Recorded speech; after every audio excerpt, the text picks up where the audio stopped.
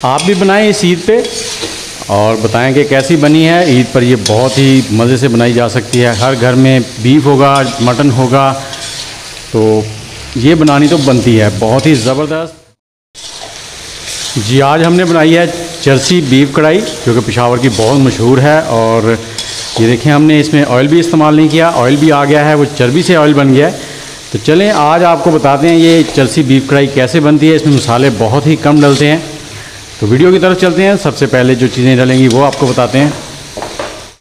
सबसे पहले हमने लिया है 1 लीटर नीम गर्म पानी और उसमें हम 2 टेबल स्पून अदरक वाला पेस्ट भी डाल सकते हैं और कुटा हुआ लहसुन भी डाल सकते हैं। आप इसमें डाल देंगे, इसे मिक्स कर लेंगे।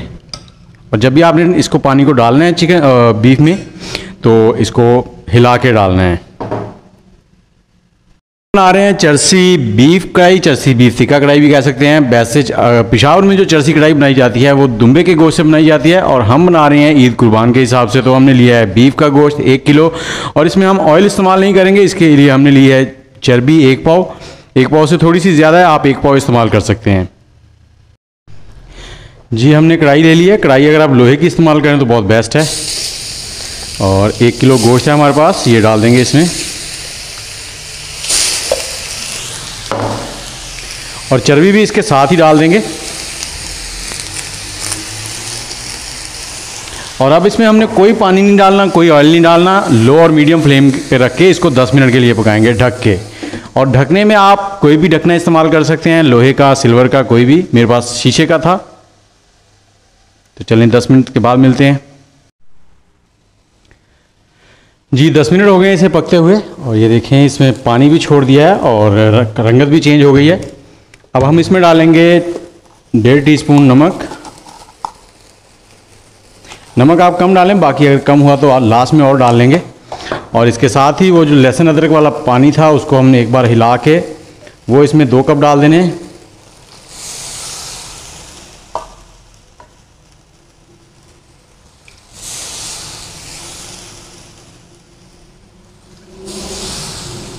और अब इसको फिर से ढककर 15 से 20 मिनट पकने के लिए छोड़ देंगे, जब तक पानी खुश्क नहीं होता। आग का फ्लेम लो और मीडियम रखना है, मीडियम कर लें तो बेहतर है थोड़ा सा। जी फ्रेंड 15 मिनट हो गए हैं, अब ढकना उतारते हैं और देखते हैं इसको। और ये देखें बहुत ही ज़बरदस्त पकता जा रहा है और थोड़ा सा ऑयल भी बनता जा रहा है इसमें। ऑयल हमने नहीं डाला।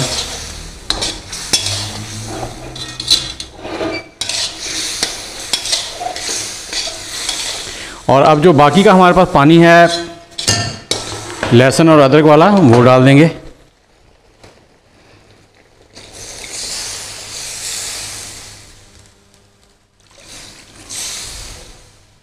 और अब फिर से इसे ढककर 20 मिनट के लिए पकने देंगे, लो और मीडियम के दरमियान फ्लेम रख के। ये फ्रेंड 20 मिनट हो गए इसे पकते हुए, और एक बार इसको हिला लेंगे। बहुत ही खुशबू तो अब से मज़ेदार आनी शुरू हो गई है।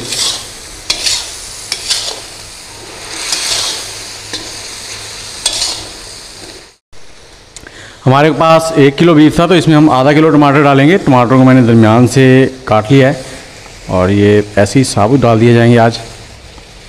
ये बहुत ही मज़े की बनती है। मैंने आपको जैसे कि शुरू में भी बताया कि पेशावर में ये दुम्बे के गोश्त से बनाई जाती है। और अब इसको ढककर 5 से 10 मिनट के लिए छोड़ देंगे, ताकि टमाटर नरम हो जाएं और इनके छिलके उतार सकें हम। ये ढकना उतार के देखते हैं, टमाटर हमारे नरम हो गए हैं। अब इनका छिलका उतार लेंगे, बड़े आराम से उतर जाएगा।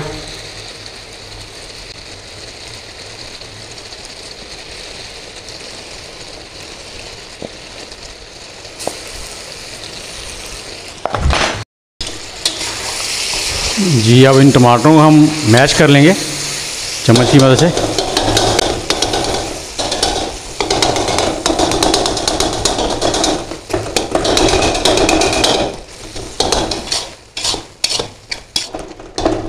और जब आपने टमाटर डालने, एक चीज़ का ख्याल रखना है कि आपने टमाटर जो हैं ये तकरीबन जब गोश्त 80% तक टेंडर हो जाए तब डालने हैं।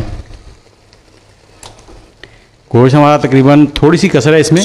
अभी इसे लो और मीडियम फ्लेम पे दोबारा से 10 मिनट के लिए ढककर पकाएंगे, ताकि ये अच्छे से नरम हो जाए। जी फ्रेंड 10 मिनट हो गए इसे पकते हुए। अब देखते हैं, इसे हिलाते हैं। टमाटरों की वजह से देखें कलर भी बहुत अच्छा आ गया है।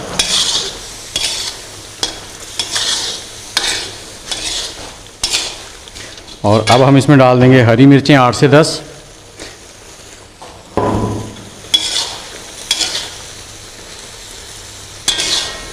इसे अब 4 से 5 मिनट हमने ऐसे ही मीडियम फ्लेम पे भून लेना है। और इसके साथ ही हमारे चैनल को सब्सक्राइब कर लें और मुझे इजाज़त दें। इंशाल्लाह बहुत जल्द किसी नई रेसिपी के साथ हाज़िर होंगे। अल्लाह हाफिज़।